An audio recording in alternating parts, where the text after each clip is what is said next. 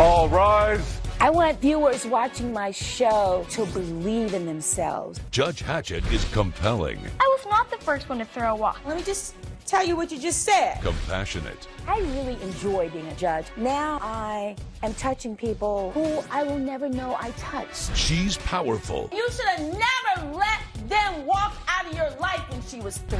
And she's on the bench. Don't get me preaching up in here today. Right. You're watching The Verdict with Judge Hatchett. Monica Shula is suing Ernest Payne in the amount of $675. Ms. Shula claims Mr. Payne chased her son down the street, threatening to kill him, causing him to have an accident. Mr. Payne claims he didn't chase the plaintiff's son, and he believes Ms. Shula's son was being clumsy. Good day. Ms. Shula, you are here suing your neighbor. Is that my understanding? Yes, Mr. Your Payne, Honor. and you're claiming $675. And then you have a countersuit, Mr. Payne, is that correct? Yes, ma'am. Your counterclaim is for $456. Yes, ma'am. And you're saying that was damage to your car that the plaintiff's son caused. Yes, Your Honor. And you're saying that because of Mr. Payne's actions, that your son had to have medical treatment and had to have stitches because of an encounter that they had. So, Yes. Ms. Shula, tell me what happened. About 7 months ago, I was at home cooking and cleaning, making some lunch for me and Adam, and he asked me if he could go outside to play. So he grabbed his gear, he grabbed his bike, he went outside to play. I continued to make our lunch and clean.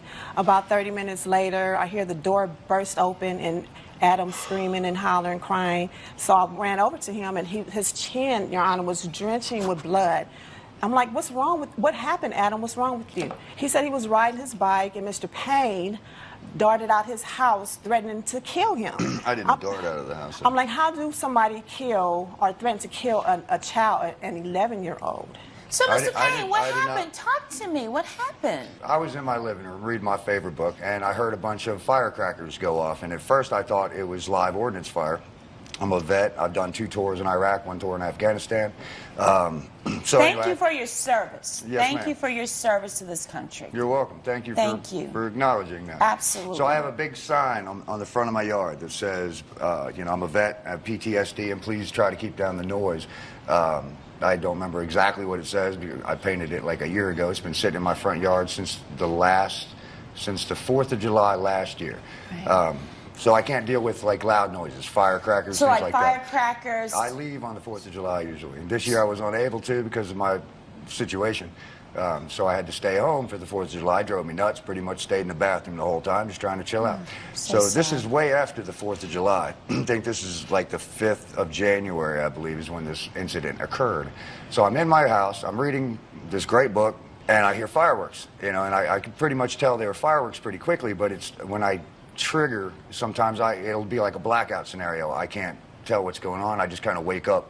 So anyway, I ran out of the house, and there's a bunch of kids, and they're all scattering, and there's smoke from the firecrackers going off, and this young man here was on his bicycle and trying to run away, and I chased him down, and as I'm chasing him down, and I yelled to him, yes, you're lucky I didn't blow off your head, as I was running out of See, that's the wrong with house. you, Mr. Payne. Why would you threaten a child? I He's didn't- only 11 years old. You having this post-traumatic syndrome does not give you the ability to be a bully toward children. I wasn't trying to be a bully, ma'am. I was just Let letting him alone know threaten that to luckily it kill was my me, son? because it could have been somebody else, and if it would have been somebody else, maybe they would have blown his head off. No, Mr. Payne, you or anybody else, he was hurt in the process of this. I had to rush him to the hospital to get stitches under his chin I do because not of deny you scaring the him stitches frantically. under his chin or the injury. He did run his face right into my truck, but if he Okay, wasn't Mr. in my Payne, front yard throwing that was your fireworks, cause. and then You it would have caused been that, Mr. no, Payne. All right, no so let me incident. ask you this.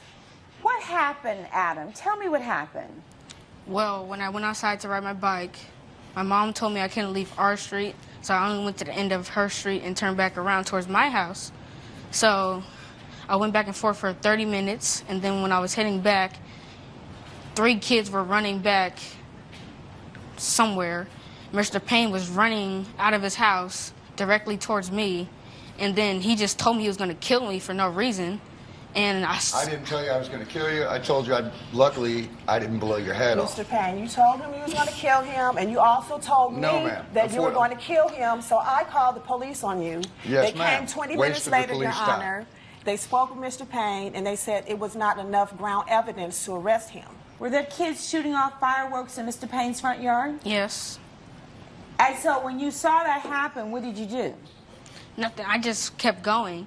And then when Mr. Payne came running out of his house, that's when he said he was going to kill me. What happened after that?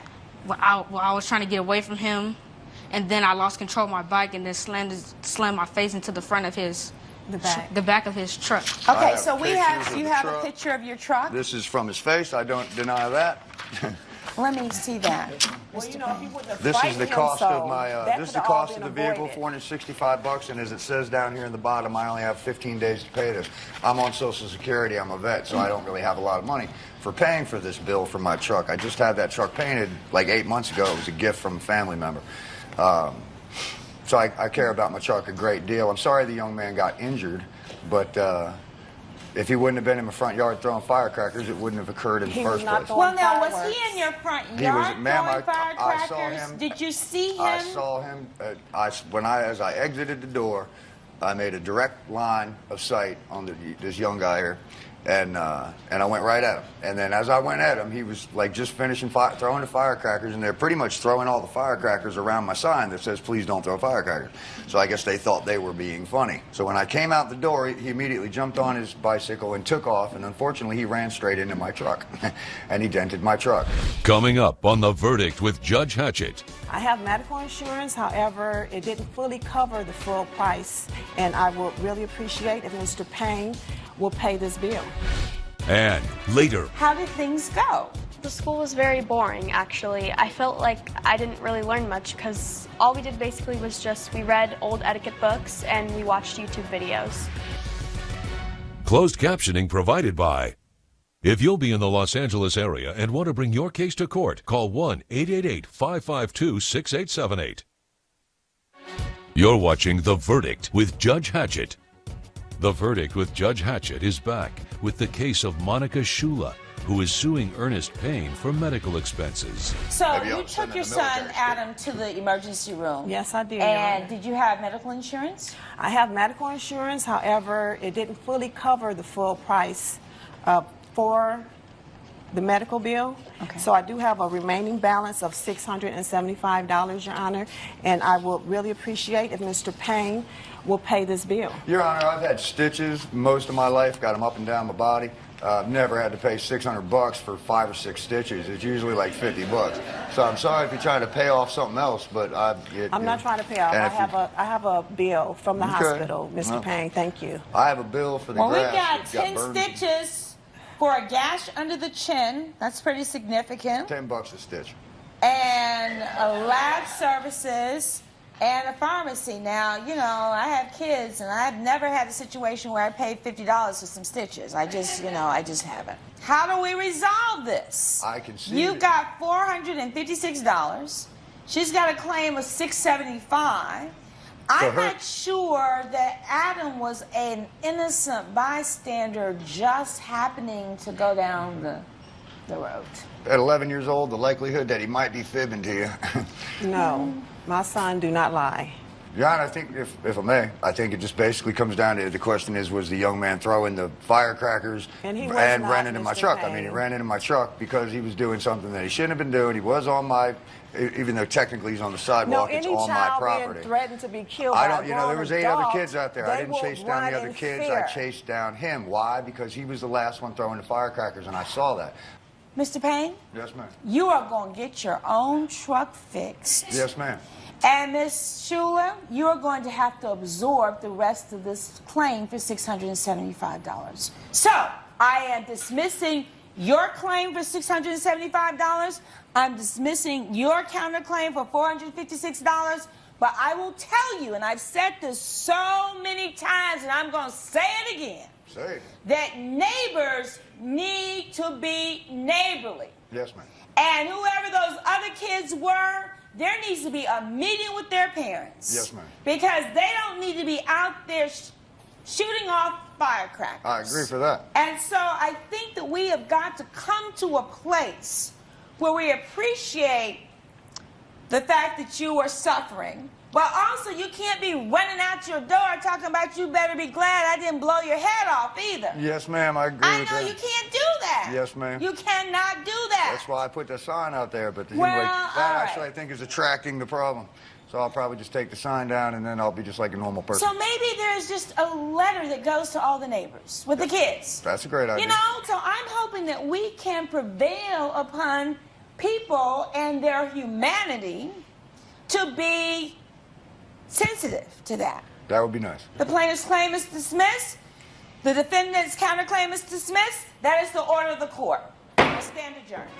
Judge Hatchett has ruled both claims have been denied.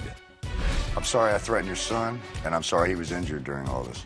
I accept your apology, but please get help for your medical condition. Coming up, She showed up in the inappropriate dress. She was wearing crop top and jeans, and it was horrible. I was shocked, and all my guests were shocked.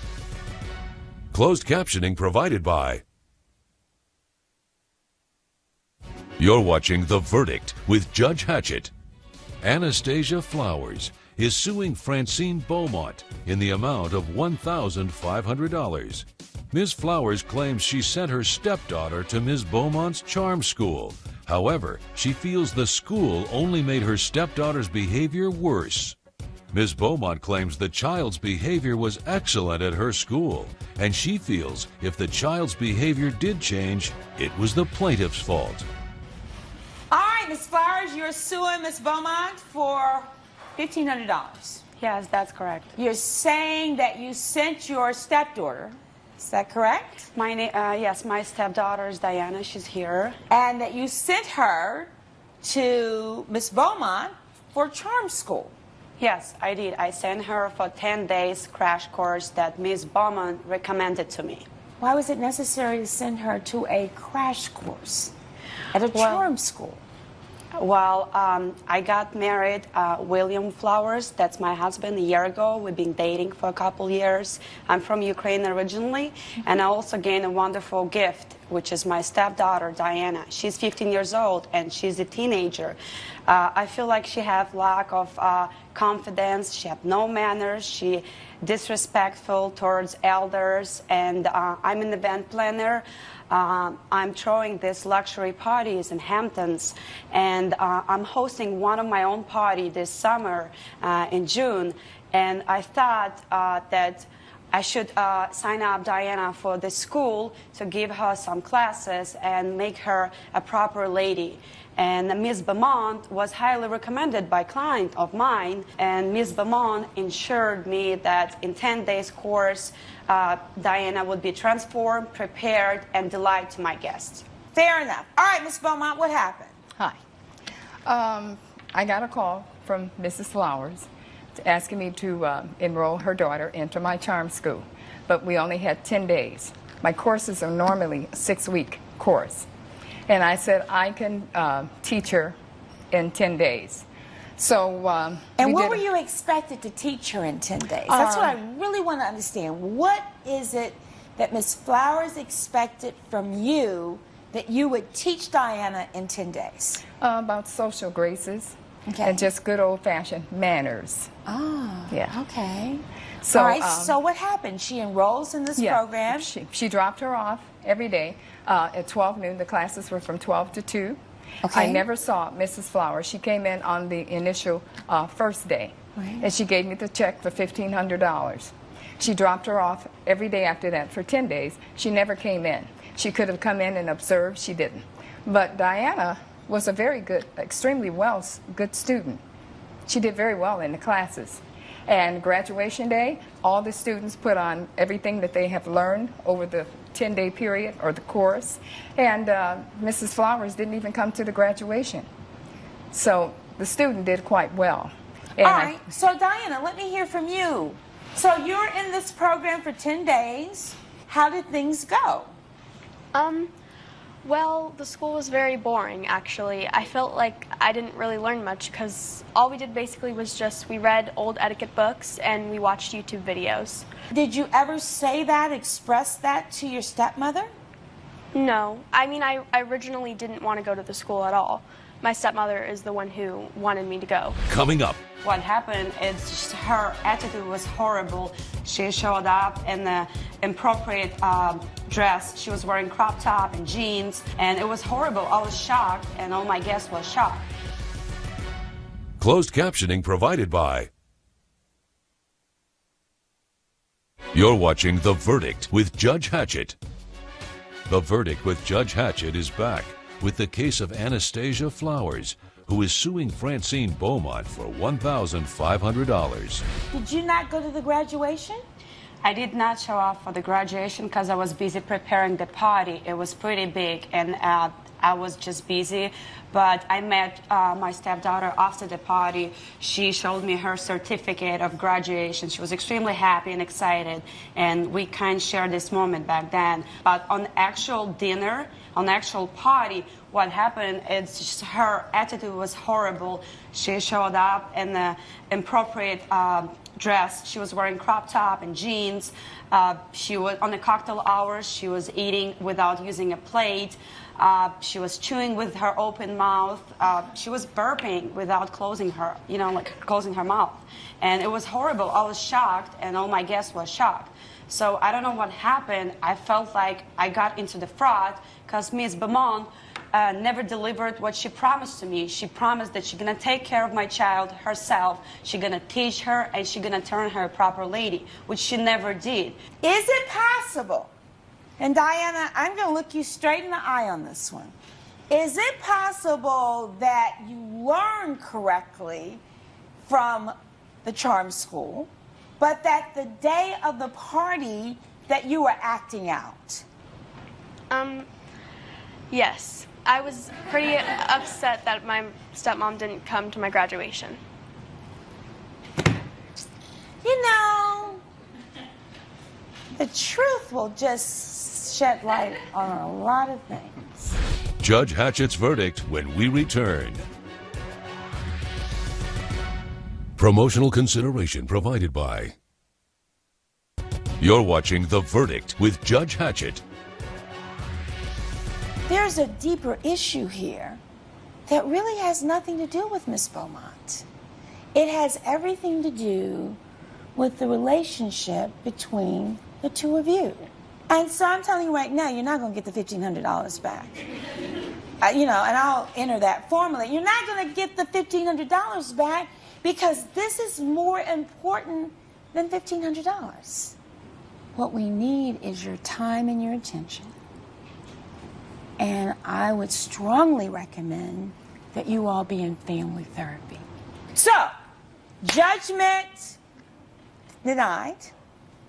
You're not going to get the $1,500 from Miss Beaumont, but I hope that you took to heart what I said, because what I'm telling you is far more important than $1,500. You understand? Yes. You understand? So ordered. Judge Hatchett has ruled in favor of the defendant. The plaintiff's claim has been denied.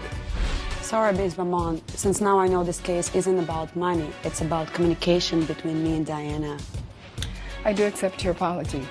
Diana was a very good charm school student, and I hope that you go for the therapy the judge suggests.